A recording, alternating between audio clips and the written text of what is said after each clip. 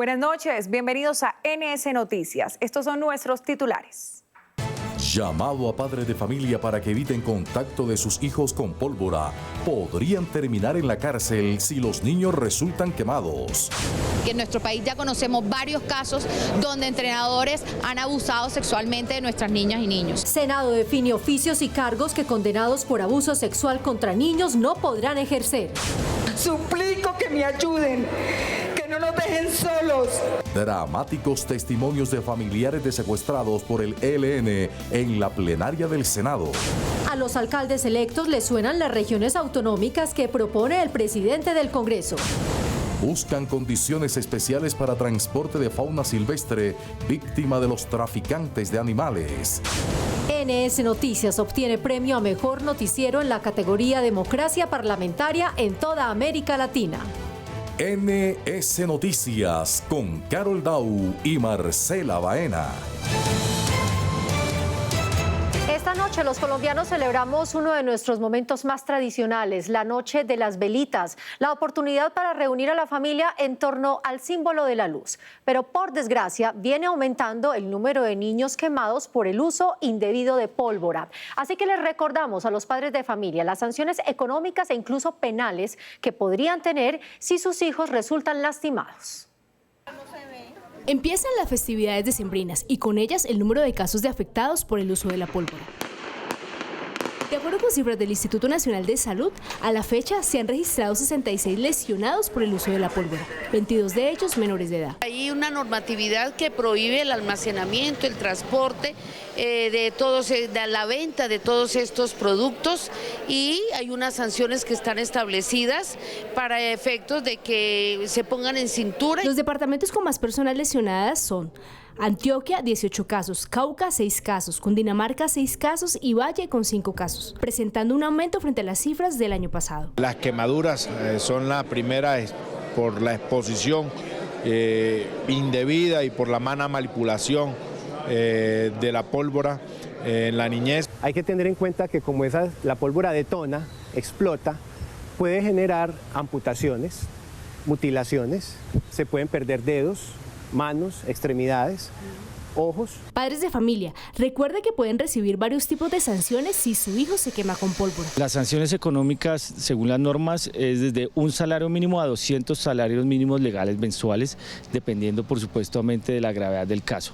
Y desde el punto de vista penal, por ejemplo, la pérdida funcional de un miembro puede dar lugar a penas de hasta 10 años de cárcel. El mal manejo de la pólvora con menores de edad va a implicar multas de 1 a 200 salarios mínimos, y que incluso hay un agravante cuando encontramos que los padres están en estado de embriaguez. La recomendación es que si un menor se ve afectado por la pólvora, se debe acudir de inmediato a un hospital y evitar el uso de cualquier remedio casero como café o crema dental, ya que esto puede agravar la situación. Y como los niños deben seguir siendo una prioridad, quedó aprobado en el Senado de la República el proyecto que define las profesiones u oficios que no podrán ejercer una persona condenada por abusos sexuales contra menores de edad. El proyecto aprobado por el Senado define en qué cargos, oficios o profesiones una persona que haya sido condenada por delitos sexuales contra menores de edad no podrá trabajar. ¿Como quiénes? Como profesores, como docentes, como rectores, como conductores de autobuses escolares, como médicos, como enfermeras, como recreacionistas o personas que atiendan centros de recreación, parques infantiles.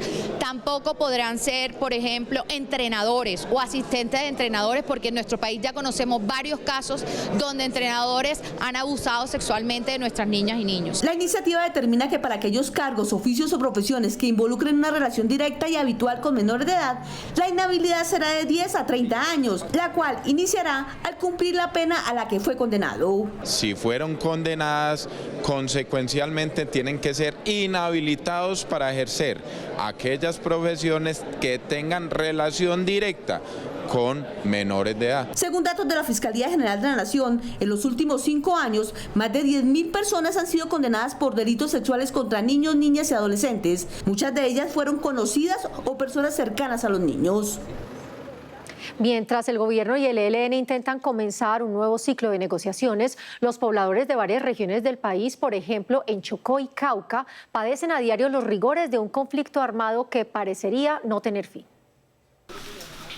El paro armado en el Chocó Los desplazados en el sur de Bolívar, los secuestros de comerciantes en norte de Santander, hicieron que desde el Senado elevaran la voz y pidieran a la guerrilla del ELN demostrar verdadera voluntad de querer negociar para llegar a la paz. ¿Cuáles son esas voluntades de paz? ¿Por qué seguir en una mesa de diálogo con unos señores que manifiestan que no van a entregar las armas, que no se van a desmovilizar y que van a seguir secuestrando hasta que el gobierno no les garantice una financiación? ¿En serio los colombianos están listos para subsidiar a unos terroristas? Le pidieron al gobierno que exija la liberación o devuelvan a la sociedad civil los menores de edad que permanecen en las filas del grupo subversivo y que un organismo como Naciones Unidas o la Defensoría del Pueblo sea veedor de este proceso. Lo único que se ve es el crecimiento de la delincuencia, de las extorsiones, del secuestro, de los desplazamientos, de las muertes a líderes. Eso es lo único que ha crecido, pero la paz como tal no se ve por ningún lado. Le exigimos al Ejército de Liberación Nacional, ELN, renunciar al reclutamiento de niñas, niños y adolescentes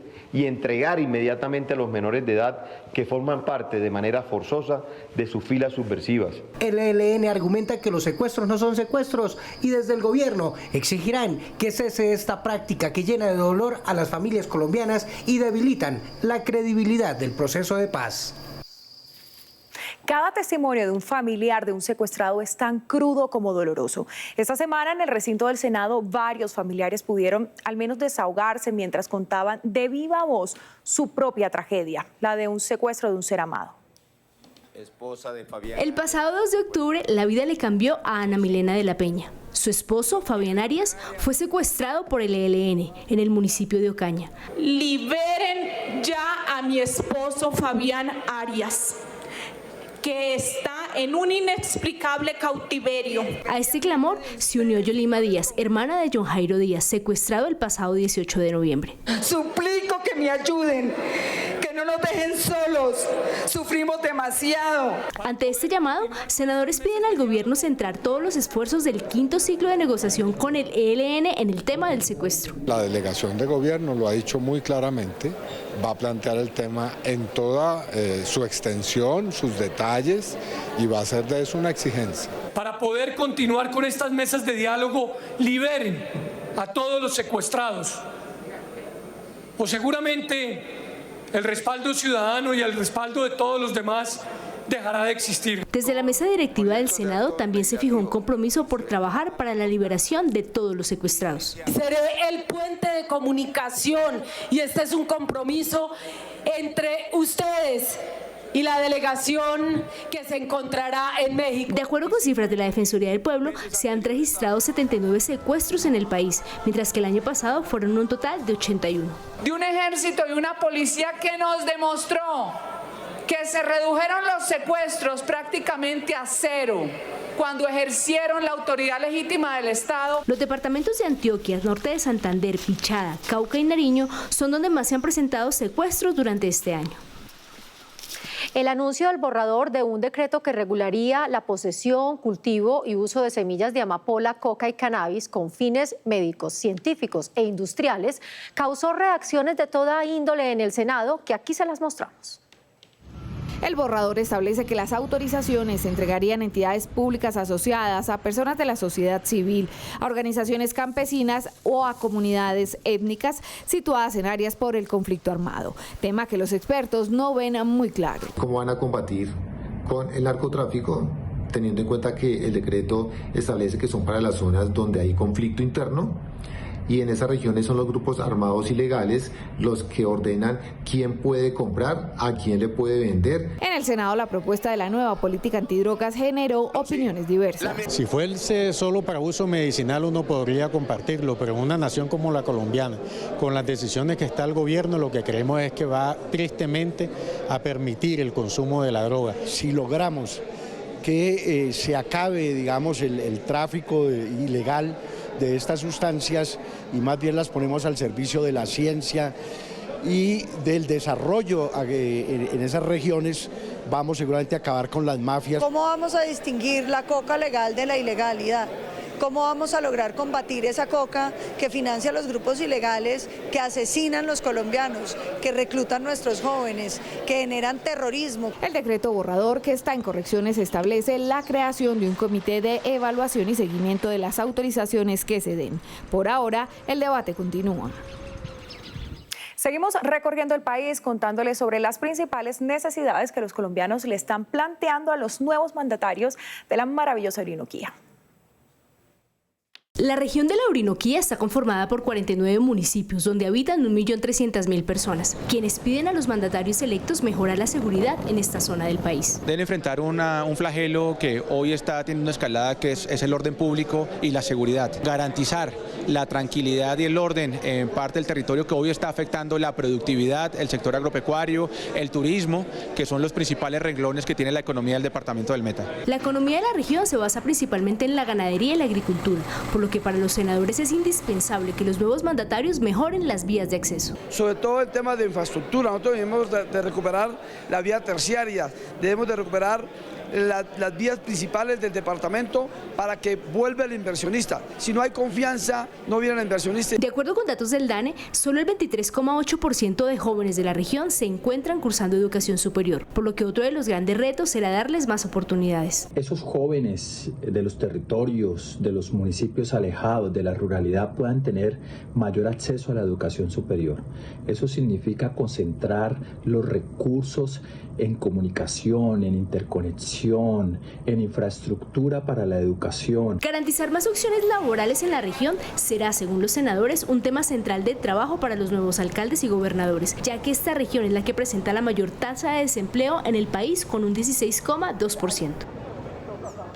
El modelo de regiones autonómicas que el presidente del Congreso, Iván Name, está promoviendo como medida para terminar la guerra y reducir la pobreza en el país, recibió el apoyo de los alcaldes electos reunidos hace unos días en la capital de Antioquia. Durante la jornada de capacitación que lideró la Escuela de Alto Gobierno de la SAP a los futuros alcaldes de ciudades capitales e intermedias, el presidente del Congreso, Iván Name, resaltó la importancia de avanzar en la búsqueda de regiones autonómicas que puedan liderar su propio desarrollo social y económico. Una gran descentralización política eligiendo alcaldes y gobernadores y una gran centralización administrativa. Y en estos últimos 40 años se recentralizó todavía más Colombia. Tenemos que sacudir nuestra época y nuestro tiempo para girar hacia otro modelo geopolítico que acabaría con la guerra. Para los futuros mandatarios, parte del atraso en sus regiones se debe a las lentas decisiones que desde el gobierno central se toman para los departamentos y municipios. El presidente del Congreso acaba de poner el dedo donde es la realidad del país. Nosotros, las regiones, reclamamos la descentralización. Nosotros, las regiones, reclamamos mayor autonomía. Aquí vinieron una cantidad de alcaldes pidiendo una casa de la cultura.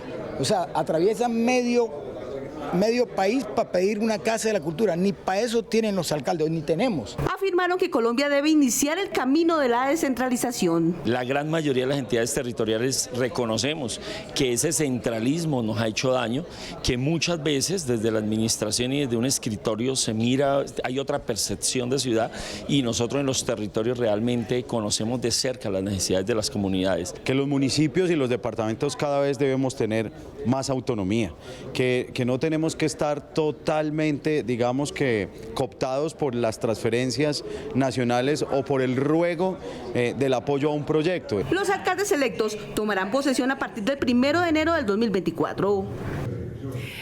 Mientras tanto, una difícil situación viven los trabajadores de los puertos de Urabá y Buenaventura en el Pacífico colombiano. Falta de garantías en su ejercicio laboral y respeto en los turnos de trabajo y malas condiciones sociales fueron algunas de las problemáticas conocidas en la audiencia pública en el Senado.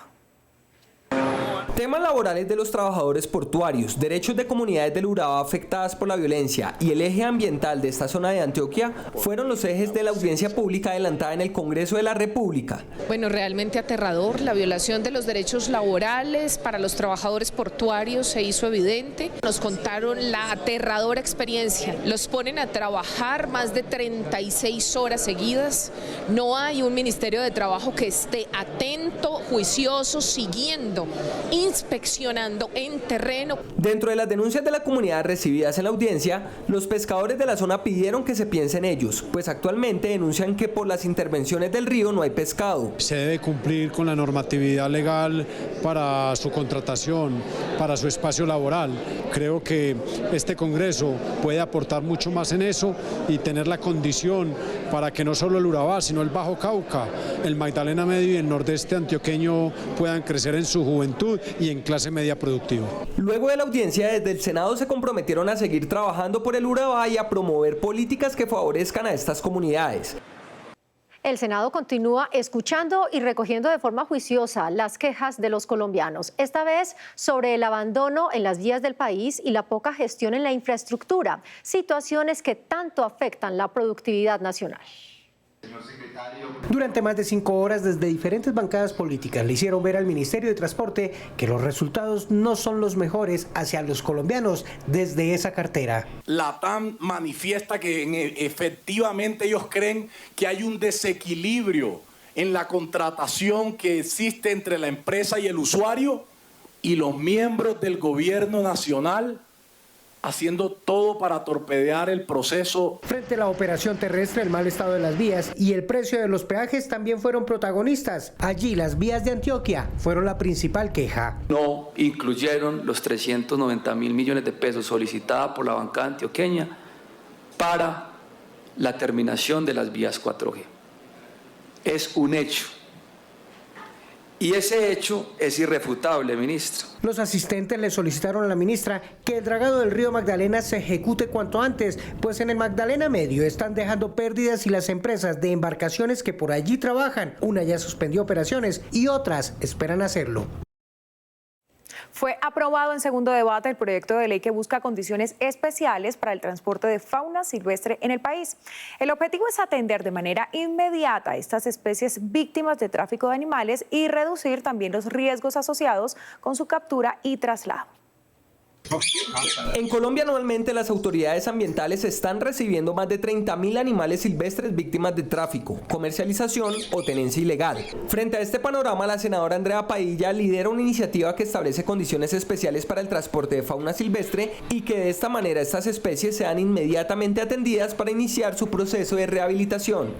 Muchos de esos animales tienen que ser transportados a veces a otros departamentos para que los reciban otros centros de atención y valoración, y a veces no hay los medios, de manera que lo que se busca con este proyecto de ley es garantizar un transporte efectivo, urgente y de calidad inmediato para estos animales, ya sea con la Fuerza Aérea o con aerolíneas privadas. El proyecto, que seguirá su trámite legislativo, es apoyado por otros senadores que reconocen la importancia de establecer un marco legal que equilibre la protección de la biodiversidad. Como campesina apoyo este proyecto porque es un proyecto muy lindo, un proyecto que se tenga en cuenta la preservación de nuestra fauna, que es diversa en el país y que los animalitos son seres sintientes y que realmente merecen un buen trato. El transporte de fauna silvestre puede ser esencial para la conservación de especies en peligro de extinción. Asimismo, facilita la investigación científica al permitir el estudio de especies en entornos controlados como zoológicos, reservas naturales o laboratorios especializados.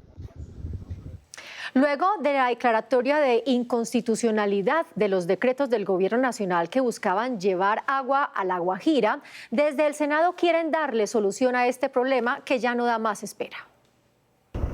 La crisis en La Guajira por la falta de agua no cesa. Cada día se evidencia más. Entre 2017 y 2022 muestra que de 1.935 muertes asociadas a la desnutrición se presentaron en el país 22.5%, es decir, 435 ocurrieron en La Guajira. Por eso, para frenar estas cifras, se radicó un proyecto de ley que busca crear una unidad que asista a la emergencia y reaccione de forma inmediata en La Guajira, llevando el preciado líquido a quien no lo tenga. Esperamos que con esto por fin La Guajira deje de sufrir y que el paisaje de La Guajira no siga siendo hambre, muerte, sed, sino por el contrario, garantizando el acceso al agua potable en nuestro departamento, podamos fortalecer el turismo y podamos ayudar a resolver de manera estructural las situaciones de inequidad y de desigualdad que tiene esta región de La Guajira, una de las regiones más olvidadas y no lo desconocemos de nuestra geografía nacional. El Ministerio de Salud determinó que el rango de edad de personas fallecidas por enfermedades asociadas a la desnutrición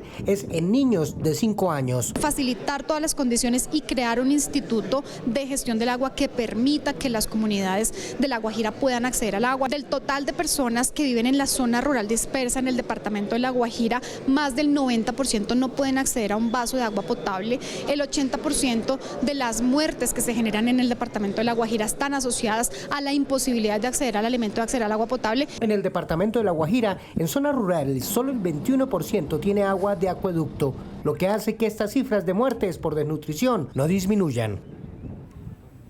Hoy en Políticamente en Redes, lo que piensan en el Senado sobre las declaraciones del jefe del ELN, que no reconoce como secuestros los secuestros que su grupo realiza. Así es, Marcela. Buenas noches. Diferentes reacciones se han generado en el Senado luego de la reciente declaración del comandante de la guerrilla del ELN, alias Antonio García, quien negó que este grupo, al margen de la ley, esté cometiendo secuestros y ha calificado como prisioneros y retenidos a quienes están privados de la libertad. El senador Honorio Enríquez del Centro Democrático calificó de cinismo en su máxima expresión el mensaje del comandante del ELN. Por su parte, Inti Asprilla del partido Alianza Verde dijo que por este tipo de mensajes es que la población civil se resiste a que el gobierno haga una negociación con este grupo guerrillero. El segundo tema de la semana, y aprovechando que es Noche de Velitas, a la fecha se registran cerca de 50 quemados entre adultos y niños, una problemática incontrolable en nuestro país. Pues la senadora Norma Hurtado del partido de la U le insiste al gobierno que reglamente la ley de su autoría que permite regular la fabricación, uso y comercialización de la pólvora. Y ojo, televidentes, porque los padres de familia que permitan que sus hijos manipulen pólvora se atienen a sanciones económicas, civiles y hasta penales. Berenice Bedoya, senadora del partido Alianza Social Independiente, les hace un llamado a las autoridades para que aumenten los controles contra el expendio ilícito de pólvora. Y para el cierre les contamos que el próximo 18 de diciembre se realizará la audiencia pública sobre regiones autonómicas en la ciudad de Barranquilla, presidida por Iván Name, presidente del Congreso. Así que muy pendientes a las redes sociales del Senado. Hasta aquí Políticamente en Redes. Nos volvemos a leer la próxima semana. Claudia, gracias. Y en Santa Marta, periodistas del Caribe reconocieron los más de 40 años de carrera política del presidente del Congreso, el senador Iván Name. La Quinta de San Pedro Alejandrino en Santa Marta sirvió de escenario para que el presidente del Congreso, Iván Name, fuera condecorado con la estatuilla y la medalla de la Organización de Periodistas Independientes de Colombia, OPICOL, y la red de emisoras comunitarias de la región Caribe. Iván Name fue homenajeado en la Noche de los Mejores por su trayectoria de más de 40 años ejerciendo la política y liderando trabajos sociales en beneficio del país en distintos cargos públicos. Está la esperanza y la obligación que tenemos para seguir luchando por los que se fueron, por los que estamos y por los que vendrán después de nosotros. También la Fundación Reconciliación Futuro Colombia, que premia a hombres que hacen historia por su valioso aporte en áreas del saber como la ciencia, la cultura, la academia, la política, el periodismo y los gremios, le otorgó al presidente Iván Name el galardón Orgullo de Colombia en el área política. Esta semana estamos de plácemes porque NS Noticias obtuvo un reconocimiento internacional que hoy queremos compartir con todos ustedes. El premio TAL a Mejor Noticiero en la categoría Democracia Parlamentaria, que destaca los mejores contenidos en la televisión pública, cultural y educativa en América Latina. Por supuesto, a todos ustedes gracias por sintonizarnos en cada emisión. La noticia se conoció en la tarde del pasado lunes, cuando fue anunciada vía Instagram la decisión final del ganador como mejor noticiero en la categoría Democracia Parlamentaria. El premio va para NS, Noticiero del Senado. ¡Felicitaciones! Buenas noches, bienvenidos a NS Noticias. Esta publicación confirmó un sueño que empezó a formarse en junio pasado, cuando se cerró la convocatoria y en la que posteriormente fueron seleccionados 7 contenidos, escogidos entre las propuestas venidas de diferentes países de América Latina. Aprovechó el encuentro con los alcaldes en la... Esta es una muy buena oportunidad para agradecerle a todo el equipo técnico que está detrás de cámaras realizando el noticiero del Senado. pero también a todas esas personas del Senado que en forma silenciosa hacen posible que nosotros cumplamos con nuestra tarea, a los secretarios, a los asesores, a los técnicos, a los operadores que ponen su granito de arena. Los nominados fueron Daños por actos antidemocráticos del 8 de enero de Brasil, DTV El Resumen de Argentina, Flash informativo del Canal Congreso de Colombia, Informativo Parlamento de México, Los hechos de la semana de Ecuador, Observatorio de la Democracia del Parlasur en las elecciones generales de Brasil 2022 de Uruguay y el Noticiero del Senado de Colombia.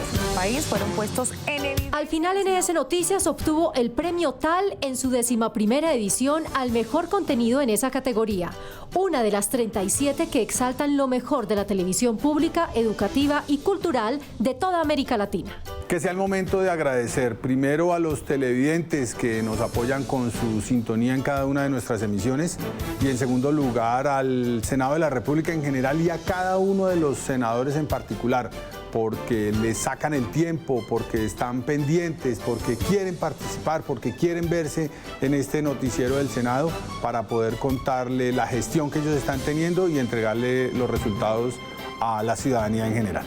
Para NS Noticias, el premio TAL a mejor contenido de noticias en la categoría Democracia Parlamentaria cobra aún mayor importancia por cuanto sería la primera vez que un noticiero de una entidad pública en Colombia obtiene un reconocimiento internacional de esta talla. A ustedes gracias por preferirnos para contarles, para informarles sobre la mejor actividad legislativa en el país. Hasta aquí las noticias, Marcela. Nosotros los esperamos en nuestra próxima emisión. Feliz noche de velitas. Hasta entonces.